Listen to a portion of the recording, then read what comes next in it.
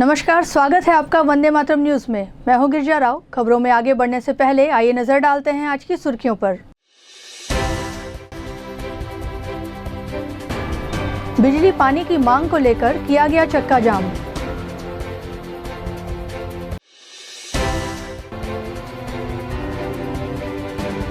किसान नहीं माने प्रशासन की बात।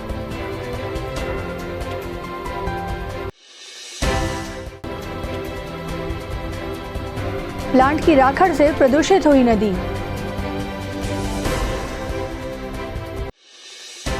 अब खबरें विस्तार से। हाथी प्रभावित 60 से 70 गांव के लोगों और स्थानीय प्रशासन की बैठक में कोई नतीजा नहीं निकला। गत 18 सितंबर को हाथी प्रभावित क्षेत्र के ग्रामीणों ने कटघोरा अंबिकापुर मार्ग में धरना प्रदर्शन कर अपनी मांगों को बुलंद किया था, जिसके बाद ग्रामीणों को बातचीत के लिए बुलाया गया। ग्रामीणों ने प्रशासनिक अधिकारी के समक्ष 11 सूत्रीय मांग रखे। ग्रामीणों की मांग और प्रशासनिक अधिकारियों के बीच चर्चा का कोई सार्थक हल नहीं निकला। ग्रामीणों ने साफ शब्दों में प्रशासन को चेतावनी दी है कि उनकी मांग पूरी नहीं हुई तो उग्र आंदोलन करते हुए चक्का जाम किया जाएगा। आज की जो बैठक हुई उसमें सारे विभाग के अधिकारी, जैसे बिजली विभाग हो गया, आपका वन विभाग हो गया, रेंजर स्तर के अधिकारियों को बुला के और किसानों के साथ बैठक कराया गया। और बैठक में सारा चीज़ जो सार नहीं निकल आया, जो मेन चीज़ है, जो वास्तविक में 11 बिंदु था, वो बिंदु को हमने रखा, लेकिन सार्थक नहीं मिल पाया। मतलब मेरे कहने का मतलब ये है कि एकदम एक्चुअल चीज़ नहीं आया सामने जो होना चाहिए। गोलमाल जवाब देकर तो आने वाले समय में क्या करेंगे यदि बात आप लोग ऐसा स्थिति रहेगा तो फिर आंदोलन, बड़ा उग्र आंदोलन करने की स्थिति बनेगी। कब करेंगे? ये तो समय दिए हैं तो थोड़ा टाइम लेना पड़ेगा। 15 दिन का टाइम। हाँ, क्या क्या बिंदु है मुख्य रूप से? एक्चुअल देख के ही बता पाऊंगा। हाथी को जहाँ एलिफेंट रिसर्च बना है वहाँ भेज दिया जाए, और दूसरी मुआवजा राशि को जो एक्चुअल में हमारे क्या कहना चाहिए, सरकार के जो मुख्य रूप से 3100 रुपये किलो क्विंटल और 2100 क्विंटल के हिसाब से प्रति एकड़ में मुआवजा मिलना चाहिए। दूसरा, जो जन हानि होता है उसमें भी उसी प्रकार से उनका जो जायज़ चीज़ है वो मिलना चाहिए। ऐसे सारे बिंदु हैं, 11 प्रकार के बिंदु हैं। हाथी प्रभावित लोगों द्वारा कुछ अपनी मांगों को लेकर के आज बीच में 18 तारीख को जो इनके द्वारा ये किया गया था, वहाँ पर धरना प्रदर्शन किया गया था और चेतावनी दी गई थी कि मांगे पूरी नहीं होने पर फिर से चक्का जाम करेंगे करके। तो आज उनको बैठक में यहाँ पे बुलाए थे। उनके साथ बिजली विभाग और फॉरेस्ट विभाग के भी अधिकारी थे, और उनके जिला स्तर पे जो उनका निराकरण किया जा सकता है उसमें उनको अवगत कराया गया कि भाई जिस बस्ती में, जिस गांव में बिजली नहीं पहुंची उसके लिए हमारे कलेक्टर महोदय गंभीरता से उसमें मतलब कल ही मीटिंग रखे थे और उसमें मुझे सर्वे करने का निर्देश दिए हैं। 1 महीने में मुझे सर्वे करना भी है, और उनको मतलब विभाग भी प्रस्तावित जो उनका कार्य योजना है उस पर काम करेगा। मुआवजा के संबंध में था कि अभी हाथियों द्वारा कुछ फसलों को नुकसान पहुंचाया जा रहा है, तो उस पर अपन विभागीय अधिकारियों को निर्देश दिए कि भाई आप शीघ्रता से इनका मुआवजा का प्रकरण तैयार करें। ठीक है, और बाकी जो छोटी मोटी जो समस्याएं हैं उस पर लगातार चर्चा कर रहे हैं। अभी मीटिंग में उन लोग सहमति भी व्यक्त की है, और उन लोग जो चक्का जाम करने वाले थे उसमें बताया कि हमारे द्वारा जो किया जा रहा प्रयास है उससे संतुष्टि व्यक्त करके वापस गए। कटघोरा नगर पालिका परिषद के वार्ड क्रमांक 14 के नागरिक 2 दिन से बिजली पानी की सप्लाई नहीं होने के कारण आक्रोशित हैं। आक्रोशित नागरिकों ने कटघोरा अंबिकापुर नेशनल हाईवे मार्ग में चक्का जाम कर दिया। चक्का जाम किए जाने के कारण दोनों तरफ वाहनों की लंबी कतार लग गई है। बीच सड़क पर बैठे नागरिकों को समझाने के लिए पुलिस व प्रशासन के अधिकारी मौके पर मौजूद रहे। ग्रामीण बिजली पानी की मांग पूरी होने तक अपने कदम पीछे खींचने को तैयार नहीं हैं।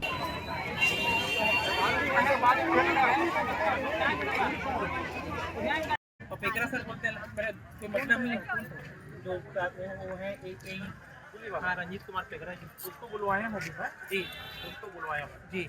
आप पूछे ना, लेडीज लोग से पूछे ना पानी कितना दिक्कत है। बाकी वही नहीं कर रहा। हमारा भी आपसे हाथ जोड़ रही निवेदन है महोदय, हमको कोई शौक नहीं है, लेकिन एक हफ्ता से पानी की बहुत दिक्कत है सर, इसलिए लोग हो क्या अधिकारी की जय जवान जय किसान, जय जवान जय किसान। तिरखुटी में तिरखुटी में तिरखुटी में तिरखुटी में तिरखुटी में तिरखुटी में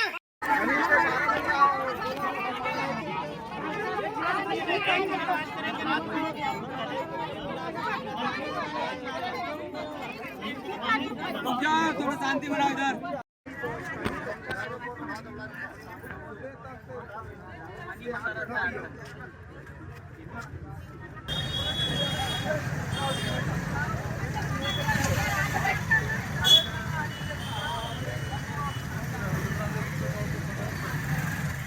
महिलाओं में कल दोपहर के लाइट गोल है, घर में खाना नहीं बना तो पानी नहीं है तो कहाँ ले खाना बने। लाइट चाहिए, हमला लाइट चाहिए, तो लाइट आई तब पानी आई ना। रोड में बैठे रहता का बोले 4 बजे तक लाइट आ जाए बोले, 4 बजे के बाद नहीं आई तो फिर से चक्का जाम करना है। पानी की बहुत समस्या है यहाँ, इसको बिजली लाइन में जोड़ दिया गया है। यहाँ से आज 3 दिनों के ट्रांसफार्मर जल गया है, कोई ध्यान नहीं दिया जा रहा है, इसलिए आज चक्का जाम हुआ है। अभी साहब आए थे, अभी बोले हैं कि 4 बजे तक नया ट्रांसफार्मर लग जाएगा। हमारी ये मांग है, बिजली लाइन में जोड़ा गया है जिसको हम टाउन 2 में जोड़ना चाहते हैं, ये मांग है हमारी। कटघोरा शहर के कसनिया वार्ड के लोग जो है बिजली और पानी को लेकर के यहाँ पर मांग को लेकर के बैठे हुए थे और उसको समझाई दिया गया है। बिजली वाले जो है ट्रांसफार्मर का उसमें लगाना विशेष है, 4 बजे तक आज लग जाएंगे और पानी जो है टैंकर के माध्यम से उनको उपलब्ध कराया जाएगा। प्लांट से प्रदूषित पानी को नदी में बहाए जाने के कारण प्रभावित गांव के लोगों द्वारा जिला कलेक्टर से शिकायत की गई है। चाकाबुड़ा में एसीबी का प्लांट संचालित है। लगभग 2 दशक से संचालित प्लांट का प्रदूषित पानी खोलार नदी में छोड़ा जा रहा है। प्रदूषित पानी छोड़े जाने के कारण देवरी, पुरैना और कसई पानी के ग्रामीण प्रभावित हो रहे हैं। इसका कारण यह है कि खोलार नदी उपरोक्त 3 गाँव के आसपास बहती है। उसका पानी प्रदूषित होकर काला हो गया है, जिसका उपयोग निस्तारी में भी नहीं हो पाता है।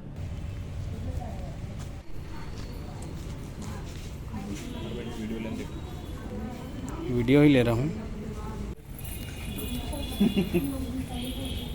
हम लोग गाँव में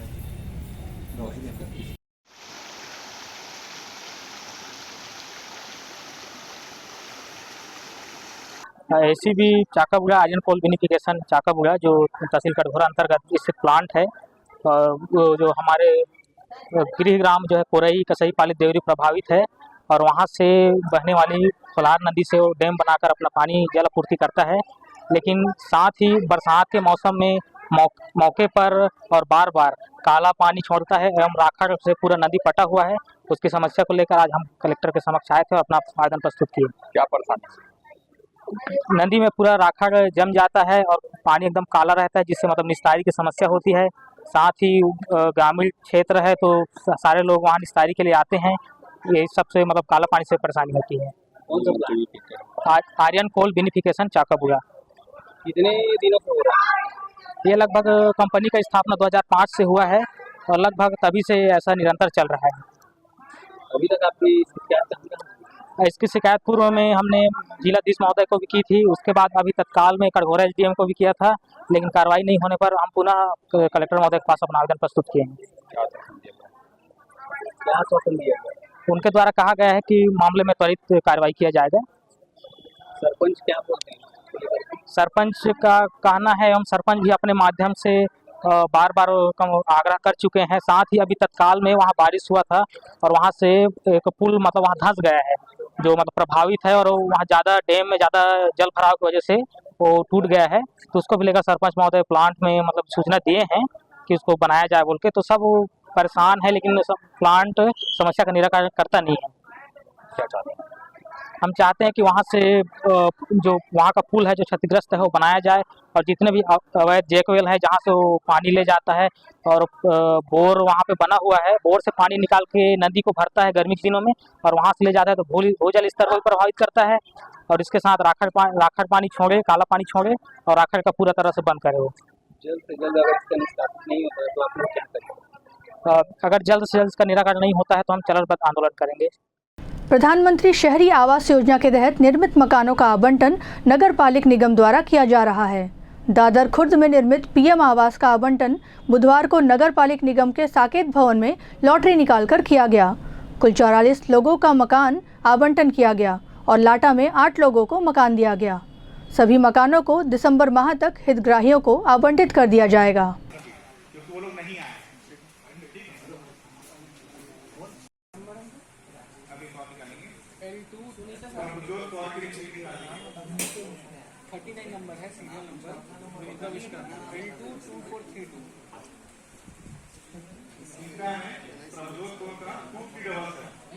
आज दादर खुर्द में जो प्रधानमंत्री आवास AHP के तहत बने हैं उसका आवंटन है और साथ में लाटा में जो बचे हुए थे आवास उनका आवंटन हुआ है। और इससे पूर्व हम लोग 534 लोगों को किए थे। इसके बाद आवेदन जैसे कंप्लीट होते जा रहे हैं सभी का आवेदन किया जा रहा है। आज 54 लोगों का आवंटन हुआ है दादर खुर्द में और 8 लोगों का आवंटन हुआ है लाटा में। सर कुछ ऐसा लक्ष्य है कि हमको इस साल जो सत्र है जितने कंप्लीट होते जा रहे हैं सबका आवंटन होते जा रहे हैं। सर कुछ हितग्राहियों का कहना ये था कि जो है नीचे वाला जो है हाँ वो पहले से दे दिया गया है और नहीं सब फ्लोर का अलग अलग लॉटरी हो रहा है और उस हिसाब से सबका आवंटन हो रहा है। किसी प्रकार किसी में कोई भेदभाव नहीं। इनको दिसंबर लास्ट तक हैंडओवर हो गया। इसके आगे के प्रोसेस क्या होंगे? जैसे अभी ये हाँ सीधा अलर्ट हो गया। अब इनको शिफ्ट होना है। अभी कुछ रिपेयरिंग वर्क बचे हुए हैं। रिपेयरिंग वर्क कंप्लीट हो जाएगा तो हम दे देंगे। कुछ वर्क बचे हैं दिसंबर। सभी सुविधाएं जो घर में रहता है। भारतीय जनसंघ के संस्थापक और अंत्योदय के प्रणेता पंडित दीनदयाल उपाध्याय की जयंती के अवसर पर भाजपाइयों ने उन्हें याद किया। प्रदेश के उद्योग, श्रम एवं वाणिज्य मंत्री लखनलाल देवांगन समेत जिला भाजपा के पदाधिकारी, महिला मोर्चा, युवा मोर्चा के पदाधिकारियों ने उनकी प्रतिमा पर माल्यार्पण कर पुष्पांजलि अर्पित की।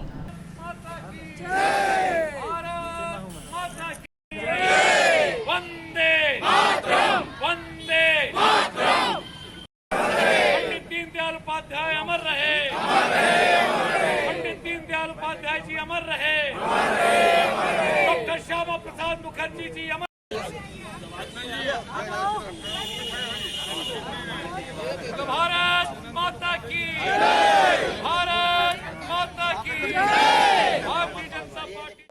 आज हमारे पार्टी के संस्थापक पंडित दीनदयाल उपाध्याय जी का जन्म जयंती है। जन्म जयंती के अवसर पर हमारे भारतीय जनता पार्टी के जिलाध्यक्ष सम्मानीय डॉक्टर राजू सिंह जी, हमारे पार्टी के कोषाध्यक्ष और हमारे सदस्यता के प्रभारी सम्मानीय गोपाल मोदी जी और सभी भारतीय जनता पार्टी के वरिष्ठ श्रेष्ठ कार्यकर्ता पदाधिकारी सभी लोग यहाँ पर आकर पंडित दीनदयाल उपाध्याय जी के छायाचित्र पर हम लोग माल्यार्पण करके उनको श्रद्धांजलि अर्पित किए हैं। और आज हमारा सदस्यता अभियान भी प्रारंभ चल रहा है भारतीय जनता पार्टी की। और भारतीय जनता पार्टी के सदस्यता अभियान उनके जन्म जयंती के अवसर पर हम लोगों को प्रत्येक बूथ में 100 सदस्य बनाने का पार्टी ने लक्ष्य दिया है। उसको आज हम सब पूरा करेंगे। और निश्चित तौर पर पंडित दीनदयाल उपाध्याय जी ने 11 सदस्यों के रूप में श्यामा प्रसाद मुखर्जी के साथ में मिलकर पार्टी का गठन किया था। और आज देश में दुनिया में सबसे बड़े राजनीतिक दल के रूप में भारतीय जनता पार्टी काम कर रही है और उनके मार्गदर्शन पर निरंतर रूप से हमारा सरकार आगे बढ़ रही है। और जिस तरह से पंडित दीनदयाल उपाध्याय जी का सपना था अंत्योदय से काम प्रारंभ होना चाहिए, तो हमारे देश के माननीय प्रधानमंत्री जी भी उसी राह पर चलकर गरीब कल्याण योजना भी चला रहे हैं और जनता की सेवा कर रहे हैं।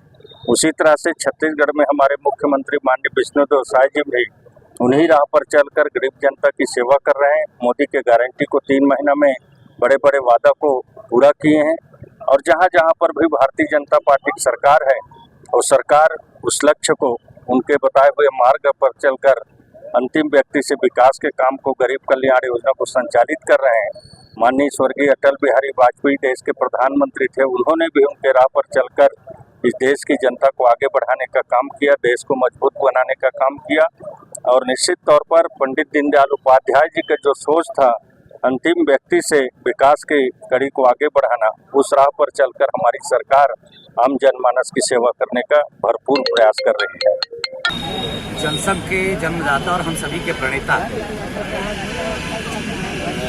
स्वर्गीय पंडित दीनदयाल उपाध्याय जी की आज जन्म जयंती है और इसी उपलक्ष्य में आज हमारे बीच में हमारे प्रदेश के कैबिनेट मंत्री माननीय श्री लखनलाल देवांगन जी उपस्थित हुए हैं और भारतीय जनता पार्टी के सभी कार्यकर्ता मिलकर के आज उनके जन्म जयंती पे उन्हें माल्यार्पण कर विनम्र श्रद्धांजलि दी है। दीनदयाल उपाध्याय जी जैसे श्यामा प्रसाद मुखर्जी कहते थे कि मुझे अगर दो दीनदयाल उपाध्याय जी मिल जाए तो मैं देश के भौगोलिक चित्र को ही बदल डालूंगा। तो ऐसे व्यक्ति जिनका आज जन्म जयंती है, जो हमारे लिए एक प्रेरणादायक प्रेरणा स्रोत रहे हैं, उनके जयंती पर भारतीय जनता पार्टी केंद्रीय नेतृत्व और प्रदेश नेतृत्व ने एक संकल्प लिया है कि आज हमारे सभी कार्यकर्ता पूरे देश में हर एक बूथ पर जाएंगे और हर एक बूथ पर जा करके हम 100 सदस्य बनाएंगे। ये नारा है हमारा, हर बूथ पे जाएंगे और 100 सदस्य बनाएंगे। तो आज हमारे माननीय मंत्री जी से लेकर हमारे माननीय मुख्यमंत्री विष्णुदेव साई जी से लेकर के प्रदेश के हर एक बड़े नेता और हर एक कार्यकर्ता हर बूथ में जा कर के सदस्य बनाएगा। और एक जो हमें टारगेट मिला है 10 करोड़ का, 10 करोड़ तो कहने की बात है, ये करीब 15-18 करोड़ पार कर जाएगा, मुझे पूर्ण उम्मीद है। उसी सब चीज़ को ले करके और आज 100 सदस्य बना करके वही सही श्रद्धांजलि होगी हमारे पंडित दीनदयाल उपाध्याय जी को।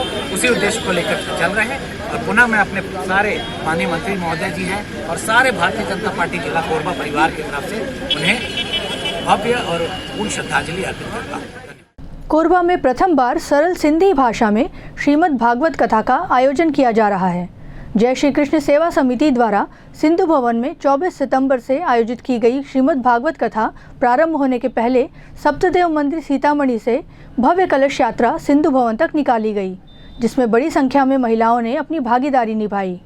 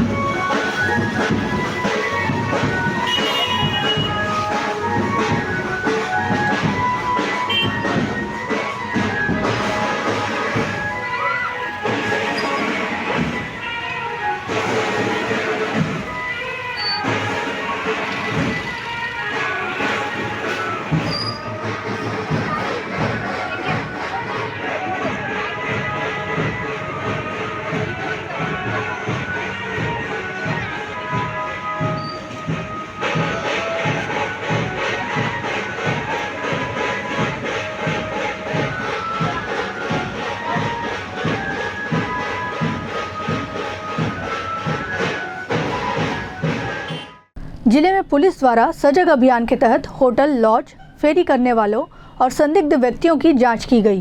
कुल 311 लोगों का एक ही दिन में मुसाफिरी जांच किया गया।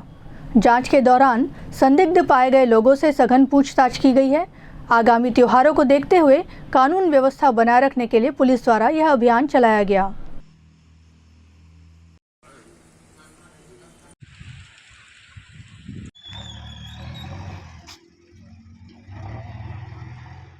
अब वक्त हो चला है हमारे खास और ज्ञानवर्धक कार्यक्रम बूझो तो जाने का।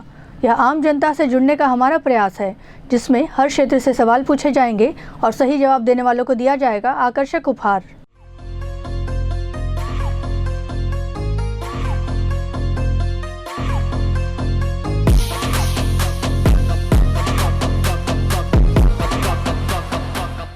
नमस्कार दर्शकों, आप सभी का स्वागत है हमारे खास कार्यक्रम पूछो तो जाने में। आज का हमारा सवाल है कि नवरात्रि एक वर्ष में कितने बार आती है। आज के हमारे विजेता को दिया जाएगा फिजिक्स वाला कोचिंग इंस्टीट्यूट की ओर से आकर्षक उपहार। तो आइए चलते हैं दर्शकों के बीच और जानते हैं आज के सवाल का जवाब। नवरात्रि एक वर्ष में कितने बार आती है? नवरात्रि एक वर्ष में 2 बार। नहीं सर, आपने गलत जवाब दिया है। सॉरी, एक बार चैत्र महीने वाला वो अलग है ना। हाँ, एक बार। फिर भी गलत है आपका आंसर। आप कोरबा वासियों को मैसेज देना चाहेंगे? नहीं, मैं तो जानकी जिला से हूँ। कोई बात नहीं, ओके, धन्यवाद। एक वर्ष में नवरात्रि कितने बार आती है? जहाँ तक मालूम है मैडम, मेरे को 2 बार। नहीं सर, गलत जवाब है। आप कोरबा वासियों को मैसेज देना चाहेंगे? कोरबा मैसेज क्या देना है मैडम, बढ़िया है, अच्छे से रहना चाहिए हम सबको मिल के। जी धन्यवाद। एक वर्ष में नवरात्रि कितने बार आती है? 2 बार। नहीं सर, गलत जवाब है आपका। कोरबा वासियों को मैसेज देना चाहेंगे? नहीं, कोई नहीं। मैं तो चाह रहा हूँ कि मेरा एडिट भी मत करो, आप किसी दूसरे कर लो। ठीक, कोई बात नहीं, धन्यवाद। एक वर्ष में मतलब एक पूरे साल में नवरात्रि कितने बार आती है? नवरात्रि 2 बार आती है। आपने प्रयास किया, वही काफ़ी है हमारे लिए, लेकिन आपका आंसर गलत है। ऐसे 2 बार तो आती है भाई। कोई बात नहीं, धन्यवाद। एक वर्ष में नवरात्रि कितने बार आती है? 2 बार। कितने बार आती है? 2 बार। आपने प्रयास किया, वही काफ़ी है हमारे लिए, लेकिन आपका आंसर गलत है। 2 बार नहीं आता है सर। ठीक है, धन्यवाद। एक वर्ष में नवरात्रि कितने बार आती है? एक बरस में नवरात्रि नहीं मालूम है, तो हम तो नहीं मानते हैं। कोई बात नहीं, ठीक है, धन्यवाद। एक वर्ष में नवरात्रि कितने बार आती है? मैडम जानकारी नहीं है मेरे को कितने। कोई बात 2 नहीं, बार आता धन्यवाद। है लेकिन। गलत जवाब भैया। ठीक है, कोई बात नहीं, धन्यवाद। एक वर्ष में नवरात्रि कितने बार आती है? 1 बार। और एक वो है, क्या बोलते हैं, जो उपवास रखते हैं अपना। क्या है? 2 बार आता है। एक अपना क्या बोलते, कोई बात नहीं, ठीक है, आप प्रयास कर रहे हैं, वही बहुत है हमारे लिए। गलत जवाब है आपका। ठीक, कोई बात नहीं, धन्यवाद। एक वर्ष में नवरात्रि कितने बार आती है? साल में 4 बार। एक वर्ष में ना? जी। आप श्योर हैं सर? जी। बिल्कुल सही जवाब दिया है आपने। आपका नाम क्या है? प्रमोद कर्स। आपको दिया जाता है फिजिक्स वाला कोचिंग इंस्टीट्यूट की ओर से आकर्षण उपहार। ऐसा लग रहा है सर जीत के? जी। कैसा लग रहा है जीत कर? अच्छा लग रहा है। कोरबा वासियों को कोई मैसेज देना चाहेंगे? मैसेज तो प्रशासन के लिए है। बहुत ज़्यादा एक्सीडेंट वगैरह हो रहा है, तो ब्रेकर देखें, और भीड़ भाड़ जो ज़्यादा है तो ट्रैफिक को थोड़ा बैलेंस करें। जी बिल्कुल, धन्यवाद। एक वर्ष में नवरात्रि कितने बार आती है? 4 बार आती है। बिल्कुल सही जवाब दिया है आपने। आपका नाम क्या है सर? दिलीप शर्मा। लेकिन सर आज के विजेता को हम उपहार दे चुके हैं, तो आप कोरबा वासियों को मैसेज देना चाहेंगे? अब यही समाचार है कोरबासी के लिए कि अभी नवरात्रि आ रहा है, सभी जने सभी मिल करके माँ भगवती का आराधना करें, सबको सुख शांति प्राप्त हो, सबकी समृद्धि हो, यही भावना लेकर के आप सब माता जी का जय जयकार करता रहे। बस यही। जी बिल्कुल, धन्यवाद। एक और थोड़ा सा आपसे पूछना था कि आप बता सकते हैं हमारे दर्शकों को कि कब तक, मतलब कब जो है 4 नवरात्रि आता है? 2 ओपन नवरात्रि है जो चैत्र है, और एक कुंवार में है। 2 नवरात्रि गुप्त है जो आषाढ़ में आता है, और ये कि पौष में आता है। जी बिल्कुल, धन्यवाद। आज का हमारा सवाल था कि एक वर्ष में नवरात्रि कितने बार आती है, जिसका सही जवाब है 4 बार। एक वर्ष में नवरात्रि 4 बार आती है, माघ, आषाढ़, चैत, अश्विन, जिसमें से 2 नवरात्रियाँ गुप्त नवरात्रि के रूप में मनाया जाता है। आज के हमारे विजेता रहे हैं प्रमोद कर्ष, जिन्हें दिया गया है फिजिक्स वाला कोचिंग इंस्टीट्यूट की ओर से आकर्षक उपहार। आज के लिए बस इतना ही। कल फिर मिलते हैं एक नए सवाल और जवाब के साथ। बने रहें वंदे मातरम न्यूज़ के साथ। तब तक के लिए नमस्कार। खबरों का सिलसिला यूं ही जारी रहेगा। देखते रहिए वंदे मातरम न्यूज़। मिलते हैं अगले बुलेटिन में, तब तक के लिए नमस्कार।